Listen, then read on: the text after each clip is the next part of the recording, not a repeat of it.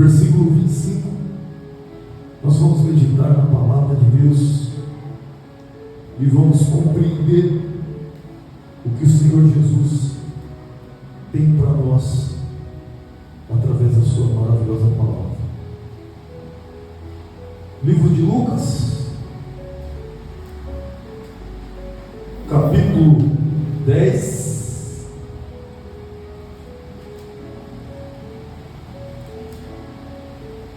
e o versículo 25. Glória a Deus.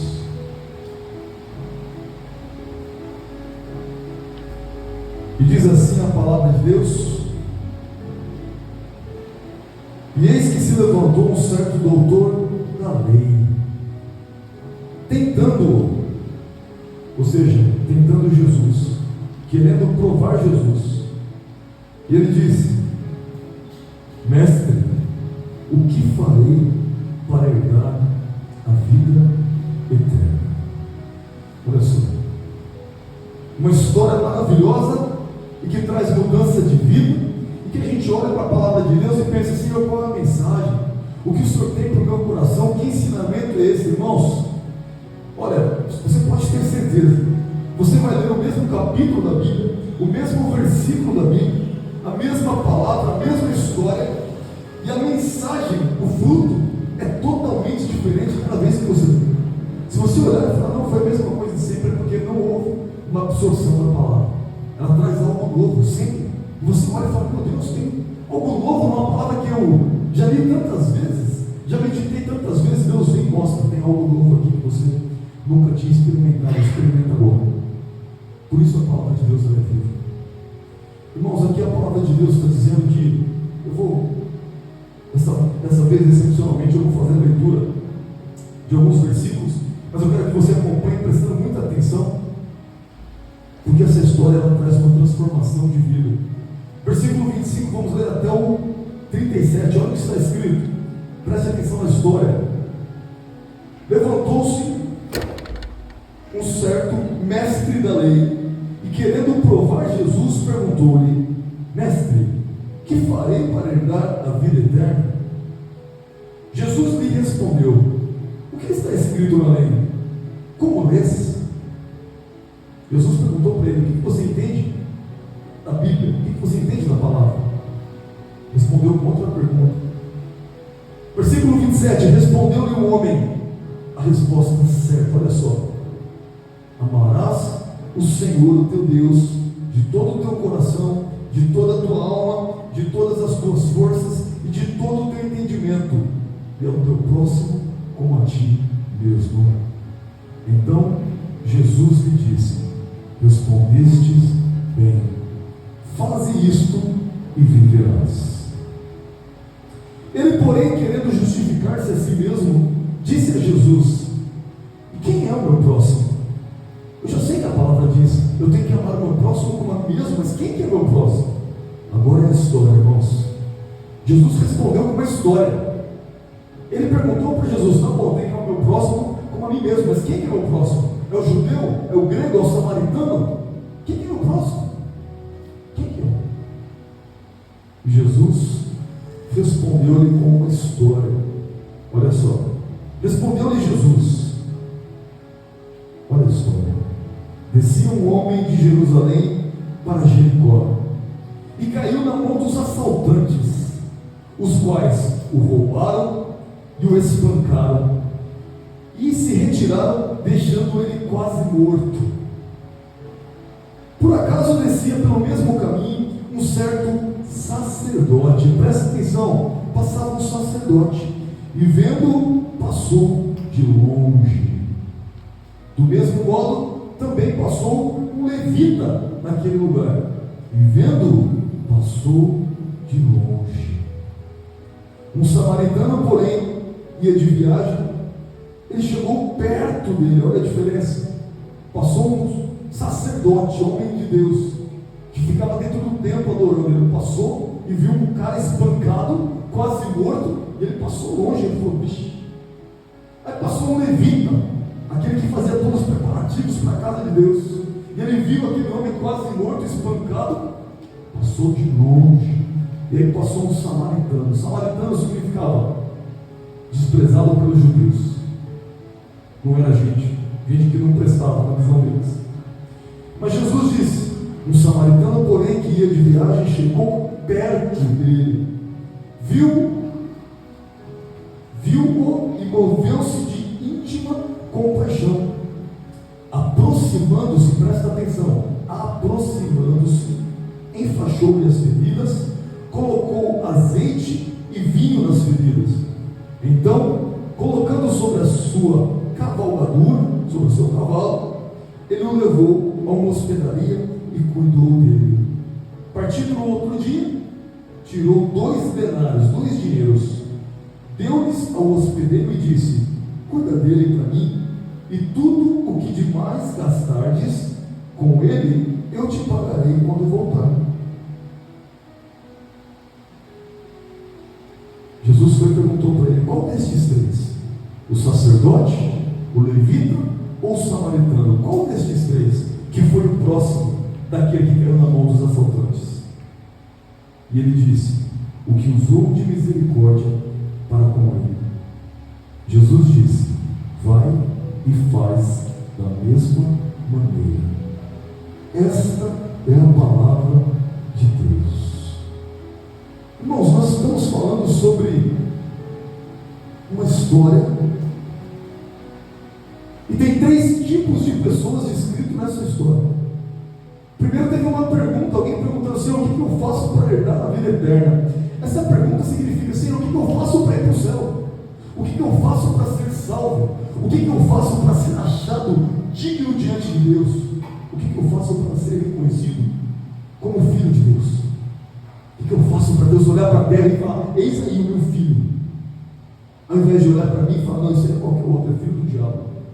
O que eu faço? E Jesus foi e respondeu com essa história.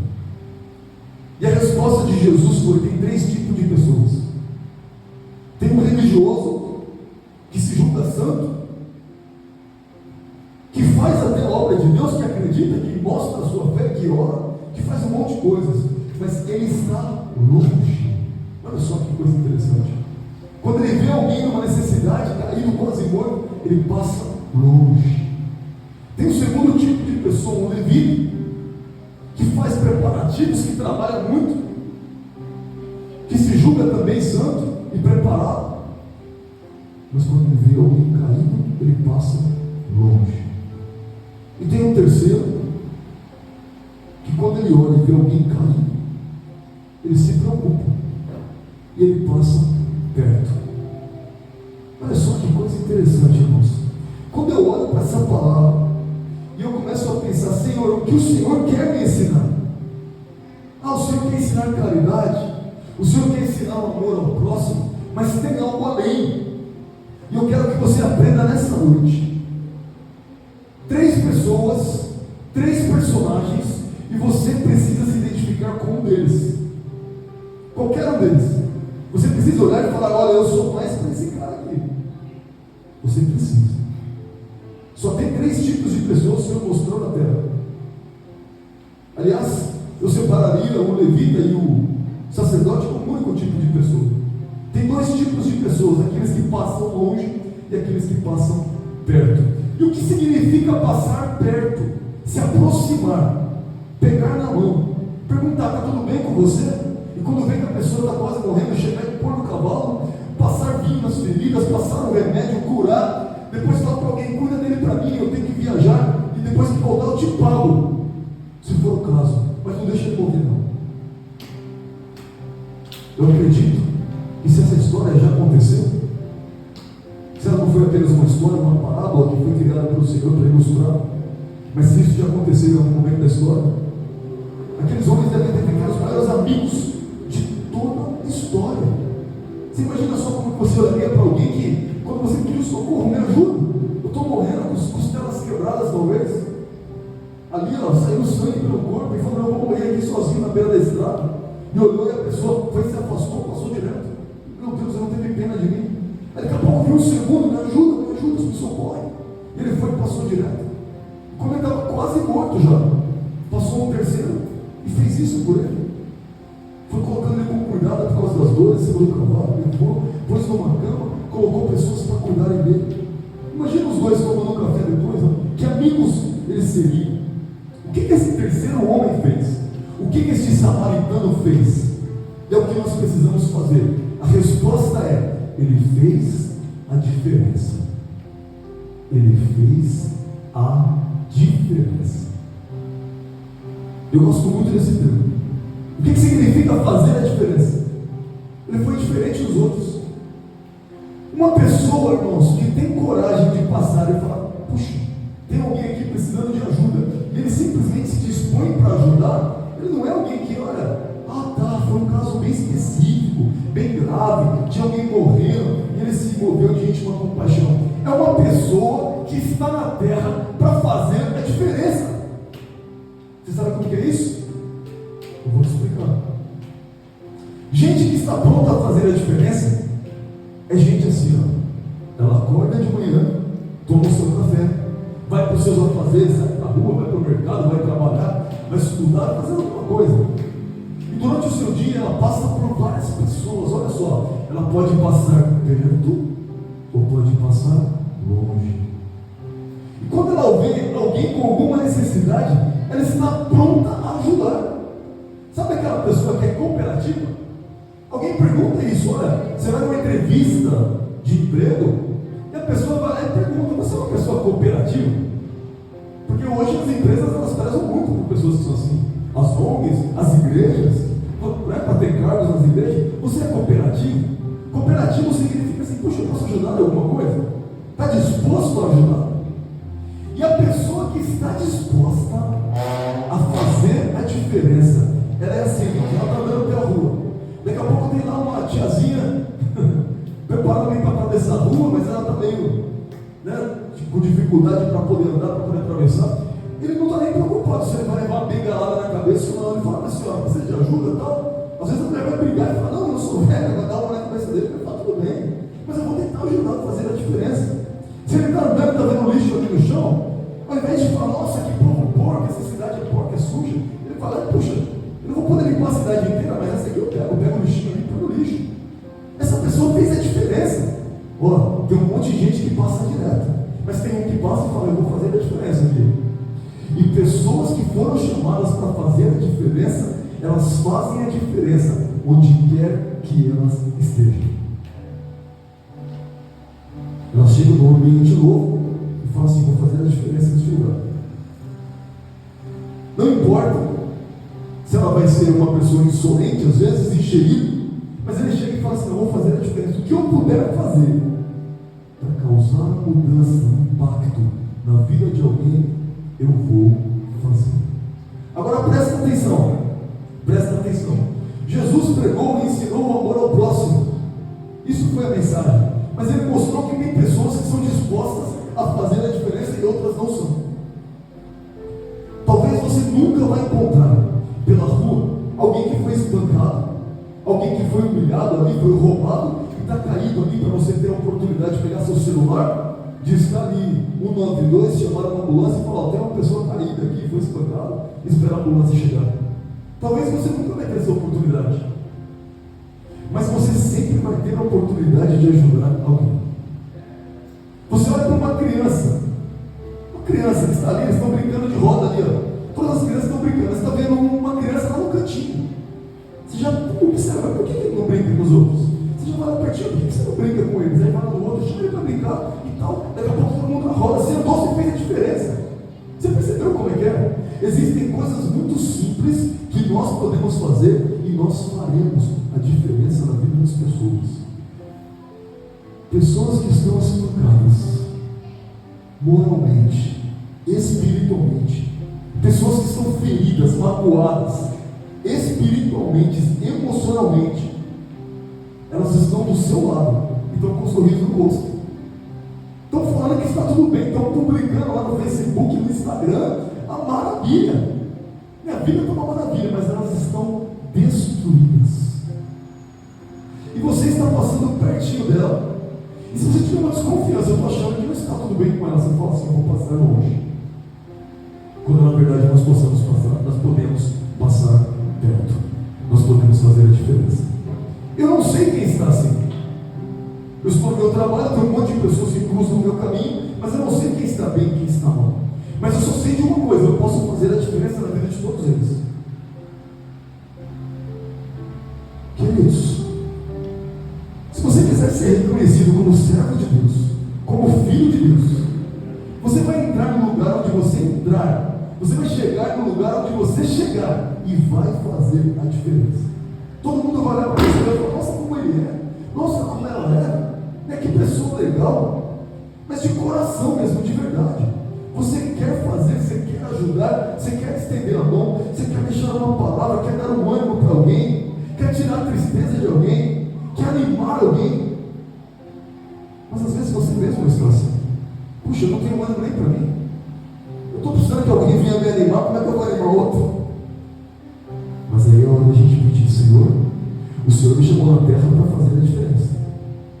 Talvez aquele homem podia pensar assim: já passou dois, passou um levita aqui, passou um sacerdote aqui, não fizeram nada, quem sou eu para fazer? Sabe o que o crente costuma falar? Mas eu não sou Paulo, eu não sou Jesus, eu não sou Pedro. Não, você é você. Você foi chamado para fazer a diferença, para fazer mudança, para fazer transformação. Irmãos, nós não podemos aceitar nas nossas vidas nós sermos esse tipo de levita. Nós não podemos aceitar sermos esse tipo de sacerdotes. E a gente começa a falar da palavra, a gente fala assim: Deus comprou com o seu sangue, olha, gente de todos os povos, de todas as línguas, de todas as tribos, de todas as nações, e nós fomos comprados. Ele diz assim: e fez deles reis e sacerdotes. E a gente fala: eu sou rei, eu sou reino, eu sou sacerdote. Que coisa linda e maravilhosa de falar. Mas quando eu penso que eu sou sacerdote, e eu sou mesmo, eu olho para a palavra, eu estou vendo o sacerdote fazendo isso, eu falo: peraí, não é o tipo de sacerdote que eu quero ser. Porque tem crente religioso, sacerdotes, que não fazem a diferença. Olha, o que você tem? O que Deus te deu de mais precioso? Eu vou falar para você o que é. Deus te deu dias. Deus te deu um tempo de respiração. Ele soprou, bebezinho nasceu, tapinha, cortou o umbigo e respirando. E o pulmãozinho foi até hoje. Todos esses anos chegou até aqui. Mas Deus te deu dias. E a Bíblia fala assim: o homem sábio, ele sabe contar os seus dias. Ele começa a contar, ele começa a ter a noção de que ele só tem aqui na terra dias. E quando você pensa: Senhor, o que eu faço com os meus dias? O que Jesus quer para a sua vida e o que Jesus quer para a minha vida é que nós façamos a diferença. Deus não quer que a gente seja igual à multidão. Mas ninguém vai fazer isso. Mas todo mundo ia agir assim. Você já ouviu da sua mãe? Você não é todo mundo. A Bíblia fala a mesma coisa: você não é todo mundo. Pelo contrário, você é toda igreja. Você é todo corpo. Não, nós não somos iguais ao mundo. Nós não somos iguais à maioria. Nós fazemos a diferença. Nós faremos a diferença. O crente que está na terra, que vai para a igreja, que escuta a palavra, que termina o ano dando glória, que canta, e que quando sai para o seu trabalho não faz a diferença na vida de alguém, ele está em xeque, porque vai ficar assim: eu estou mais para o sacerdote, mais para o levita, ou mais para o bom samaritano? E agora? E nós temos que ficar: não, peraí, eu estou saindo dessa condição de sacerdote e estou entrando para a condição do bom samaritano, que sabe exatamente o que significa amar o seu próximo como a ti mesmo. Quem de vocês não gostaria que quem passasse o nosso caminho fizesse a diferença na nossa vida? Sabe quando você olha para alguém e fala assim: puxa, essa pessoa faz a diferença, ela fez a diferença para mim? É tão gostoso, não é? Quando a gente encontra alguém assim, quando encontra mais de uma pessoa, ainda, puxa vida, essa pessoa fez a diferença no meu dia, fez a diferença na minha vida. É maravilhoso. Ora, se você quer isso para você, a Bíblia ensina: aquilo que você quer que os homens nos façam, fazei a eles. Jesus ensinou o que é amar o próximo como a ti mesmo. Se você gostaria que as pessoas fizessem a diferença na sua vida, olha, você e eu, nós fomos chamados para isso. Vamos lá, ser bem rápido porque está Santa Ceia ainda. Como fazer a diferença usando os meus dias? Olha só, os dias passaram e agora nós estamos no último dia de 2024. Vai começar o ano de 2025. 365 dias pela frente e daqui a pouco nós estamos de novo no final de 2025 e começando 2026. Dias. Nós temos 365 dias à nossa frente. Como fazer a diferença nos meus dias? Ruth, capítulo 1, versículo 16. Nós vamos aprender porque a palavra ensina. Se você quer ser um crente que faz a diferença, você precisa seguir o que a palavra de Deus ensina. Como eu posso ser transformado? A minha personalidade vai ser transformada? Vai ser transformada. Nem que você tenha dupla personalidade, não tem problema. Mas quando o Espírito de Deus vier na sua vida e Ele te encher, e Ele te mover, você vai fazer a diferença. E quando alguém perguntar ou te agradecer por aquilo, você vai falar: olha, dê glória a Deus, porque é Ele que me motivou a fazer isso. Então o Senhor me preparou. E você vai estar fazendo a diferença na vida de muitos. Como fazer a diferença usando os meus dias? Primeira resposta: estando por perto de quem precisa. Sabe que o mundo diz que, olha só, é só você ficar sem dinheiro, doente ou passando por problemas, que os amigos desaparecem? Essa é uma realidade mesmo no mundo, não é? Mas essa não pode ser uma realidade para nós. Quando a gente vê alguém sem dinheiro, com problemas graves, a gente tem que se aproximar dessas pessoas. Estar perto. Puxa, eu estou perto, você precisa de alguma coisa? Especialmente se essa pessoa pedir ajuda. Se ela demonstrar que está mal, que ela precisa de você. Estar perto. Estar perto, irmãos, significa fazer uma aliança com as pessoas. Você olhar para o ser humano e pensar assim: eu nem conheço esse cara, eu nem conheço essa jovem, mas eu sei que Jesus ama tanto essa vida, mas tanto, que eu quero sentir o amor de Jesus, o amor que Jesus sente por ele, o amor que Jesus sente por ela. Eu quero sentir, para que eu faça a diferença de uma maneira a ponto de chegar perto dessa pessoa, pegar na mão dela e falar: olha, Jesus está dizendo algo ao meu coração, eu vou dizer para você agora: Ele te ama muito.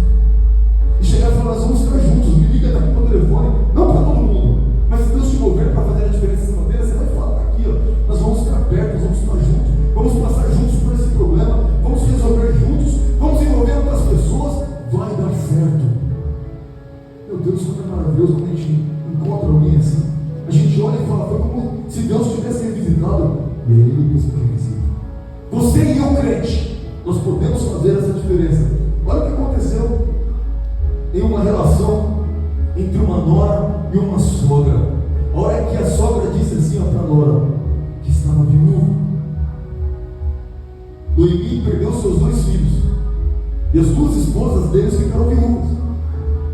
E ela disse assim: não faz sentido a gente estar junto mais, a gente estar perto mais. Ó, toma o caminho de vocês, queridas noras, vão embora, eu vou para um lado, vocês vão para o outro. E uma delas foi embora, se despediu, beijou, tchau. Mas a outra disse assim, ó, a Ruth, ela disse, porém, olha só o que ela disse: não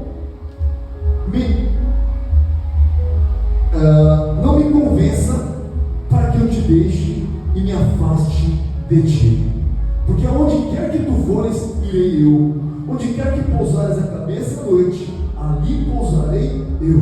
O teu povo é o meu povo, e o teu Deus é o meu Deus.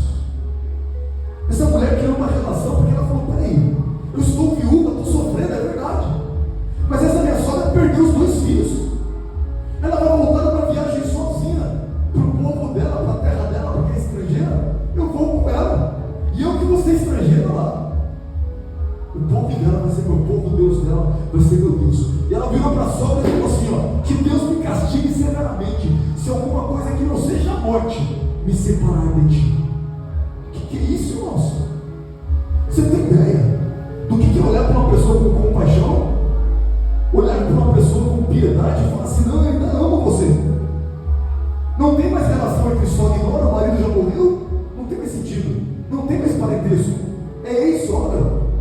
Mas chegou e eu te amo, e nós vamos estar juntos até a sepultura. Ninguém me separa de você. E Deus abençoou. E abençoou tanto que essa Ruth, ela foi convidada, olha só, uma mulher estrangeira, ela foi convidada a fazer parte da genealogia da geração que chegou até o Senhor Jesus Cristo. Olha que coisa linda. Deus honrou, porque ela fez a diferença. Como ela fez a diferença? Estando perto de quem precisa. Se Deus colocar alguém que você precisa estar perto, não abandone essa pessoa. Não se afaste dela. De alguma maneira que Deus te provê, esteja perto. Segundo, Oséias capítulo 6, versículo 6. Nós aprendemos a estar perto, aproximar-se, porque duas pessoas ilustradas na história por Jesus, elas se afastaram, elas passaram de longe, mas uma terceira pessoa aproximou-se, ficou perto. Nós temos que estar perto. Para estar perto de Deus, nós precisamos estar perto uns dos outros, precisamos estar perto do próximo, precisamos nos aproximar do próximo. É assim que vai acontecer. Nós sabemos também que quando alguém perguntou, e Jesus perguntou na verdade, de acordo com a história que você ouviu, quem foi o próximo dele? Quem foi o próximo desse homem que caiu na mão dos assaltantes? E o mestre da lei disse assim: aquele que usou de compaixão. Então a lição que nós temos que aprender da palavra de Deus é como nós fazemos a diferença? Tendo compaixão, tendo misericórdia. Meu Deus, será que eu sou uma pessoa que não tem misericórdia? Eu lamento dizer, mas muitas vezes nós não temos misericórdia. Muitas vezes. Só o fato de não falar algo que a pessoa precisava tanto. E a gente está aqui, dá-me de beber, pois tenho sede. Nós recebemos de Deus a água da vida. Mas tem alguém com sede da gente, perto da gente. A pessoa está com sede. E a gente não entrega a palavra, não entrega o conforto, não entrega o consolo, não entrega o Jesus te ama. E a pessoa continua com sede. Mas Jesus disse assim: de graça recebestes, de graça dai. Então nós temos que dar. Se você não entregar, não usou de misericórdia. Só o fato de você se irar com alguém, levantar a voz com alguém, gritar para essa pessoa, é um modo de não ter misericórdia. Ofender a pessoa, resgatar o passado, enfiar o dedo na cara, começar a falar, trazer guerra para dentro de casa, deixar que os demônios invadam. Ai, essa é uma maneira de não ter misericórdia, de não ter compaixão. Nós temos que estar livres disso. Às vezes vem alguém que nos ofende e nos ataca e nos magoa, e você olha e fala assim: eu vou orar por essa pessoa. Pode ser alguém da sua família, pode ser o marido, a esposa, o pai, a mãe, os filhos, irmãos. Você orar e dizer assim: eu não vou responder a isso, eu vou pagar com bem. Jesus disse que eu vou pagar com bem. Olha, a pessoa fez o mal para mim, porque me magoou, me entristeceu muito, mas eu vou orar, eu vou fazer o bem para ela. Isso significa ter compaixão do ser humano. E nós temos que ter compaixão, sabe por quê? Se não tiver compaixão, o nosso louvor não serve para nada. Se não tiver misericórdia, a nossa oferta não serve para nada. A nossa obra que nós fazemos, a obra de Deus, não serve para nada. Porque olha o que o versículo diz, Oséias 6,6. Porque, olha o que Deus está dizendo para a minha vida e para a sua vida. Porque eu quero misericórdia e não sacrifício, e o conhecimento de Deus mais do que holocaustos. Deus quer que nós tenhamos misericórdia daqueles que estão à nossa volta, e Deus quer que nós venhamos a conhecer mais a Deus. Só tem um jeito de alguém me ofender, enfiar o dedo na minha cara, me xingar, me humilhar, me cuspir no rosto, e eu chegar e falar: está tudo bem, meu amigo, vem para a igreja, entra aqui, vamos louvar, vamos adorar a Deus. Só tem um jeito, é se eu tiver o conhecimento de Deus. Na hora que a pessoa fizer aquilo, eu começo a lembrar de quem Deus é. Na mesma hora você consegue fazer o que for. O Espírito Santo vem e ele te traz o conhecimento de Deus. A sua mente se abre e você fala: está tudo bem, não foi nada, você não me ofendeu, você está perdoado antes de pedir perdão. E você vai abençoar aquela pessoa. Você teve misericórdia. Você teve misericórdia de quem nem merece aquilo, mas teve misericórdia. E Deus quer isso de mim? Sim, Ele disse, porque eu quero misericórdia e não sacrifício. Meu Deus, a minha vida é um sacrifício, tudo que eu faço sacrifício não serve para nada. O que Deus quer da minha vida, da sua vida, é que nós tenhamos compaixão, é que nós tenhamos misericórdia. Terceiro, queridos irmãos, Romanos 12, 11. Nós percebemos que aquele homem, aquele bom samaritano, ele nos ensinou que nós precisamos nos aproximar, ele nos ensinou que nós precisamos ter misericórdia. Essa parábola, ele nos ensinou que nós temos que cuidar, porque ele cuidou. Antes de levar ele foi lá e viu onde tinha ferida, viu onde estava doendo, e foi lá e tratou na ferida. Sabe que Deus dá uma capacidade disso para mim e para você? É possível só que você conversar com alguém, 2, 3 palavras, Deus já começar a te mostrar, puxa vida, essa pessoa está sofrendo por causa de alguma coisa. E você chega a dar uma palavra de vida para ela. Ela tem uma mágoa porque brigou com o irmão, com uma irmã, porque alguém fez algo no passado, na infância. E você chegar e falar, olha, não deixa que isso destrua a sua vida. Perdoa agora, não pela pessoa, mas por você. Ele vai fazer uma transformação, uma mudança aqui, nessa oração que eu vou fazer agora. E você fez a diferença na vida de alguém. Então nós podemos cuidar de pessoas. Quem tem chamado para pastor, pastora, obreiro da casa de Deus, não, você tem que saber cuidar de vidas. Não, isso não é para obreiro, isso é para crente. Crente que é crente cuida de vidas. Mas a Bíblia fala que a gente tem que começar a cuidar primeiro dentro da nossa casa. Irmãos, nós estamos indo para o ano de 2025. E se mais um ano está acabando, está começando outro ano, e a gente não aprendeu a cuidar da nossa esposa, a cuidar do nosso marido, a cuidar dos nossos filhos, a cuidar dos nossos pais, a cuidar dos nossos irmãos, aprender quando? Aprender quando? A Bíblia diz que nós temos que usar de compaixão, que nós temos que usar de misericórdia, que nós temos que cuidar de vidas, nós temos que estar perto, estar próximo de quem precisa. Mas a Bíblia ensina, nós temos que começar cuidando primeiro dos da nossa família. Porque se a gente não fizer isso, nós somos pior do que o incrédulo, pior do que o descrente. Se eu saio por aí pregando a palavra, eu prego na igreja, eu ensino a palavra, mas em casa eu sou um péssimo exemplo. Eu não cuido da minha família, nem tenho misericórdia de nenhum deles. Ora, a Bíblia diz que eu sou pior do que o descrente. A Bíblia diz que eu sou pior do que aquilo que não crê. Então nós temos que começar a cuidar da nossa família. Sabe quando você olha e fala, puxa vida, eu não tenho muito contato assim com meu irmão, com a minha irmã, a gente não se fala muito. Mas e o cuidado e a misericórdia? Nós temos que fazer isso. Temos que cuidar de vidas e temos que começar por quem está mais próximo de nós. Quem está mais próximo do marido é a esposa. Quem está mais próximo da esposa é o marido, depois vem os outros. Em segundo lugar vem os filhos, depois vem os outros parentes. Então grava isso na mente. Nós temos que cuidar uns dos outros. Sentir-se cuidados é uma coisa maravilhosa. Você ser esposa, sentir cuidado pelo marido, então ele cuida de mim. Que coisa linda. Mesmo que você não saiba fazer direito, mas tenta cuidar.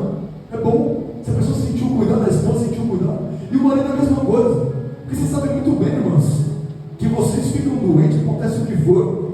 É como o pastor já pregou falando. A mulher está com febre, doente, com dor nas costas, arrebentada, ela levanta, faz café, cuida da família, põe para a escola e faz de tudo com 39 de febre. Toma uma de pirona e fala assim, bora para frente. Mas o homem com 37,5, ele agoniza, e ela tem que ir lá pôr a mão nele e falar, meu Deus, fica assim não, bebê, eu não vou cuidar de você. Não sei o que aconteceu com a nossa natureza. A gente pode ser bruto num monte de coisa, mas para ficar doente a gente não é não. Mulheres tomam injeção sem problema nenhum, vai lá, tudo bem, toma uma, duas, nada a ver, escola a injeção. Chega os caras na fila lá, não, pelo amor de Deus, doutor, não faz uma coisa assim comigo, não quero. Fecha o olho e fica ali contando, orando, ela toma uma injeção, acabou. A gente é bruto num monte de coisa, mas essa daí, alguns deixam a desejar, faz parte. Mas sabe de uma coisa? Você está vendo que alguém está ali, está mal? Você pode cuidar. A pessoa está mal, você pode cuidar.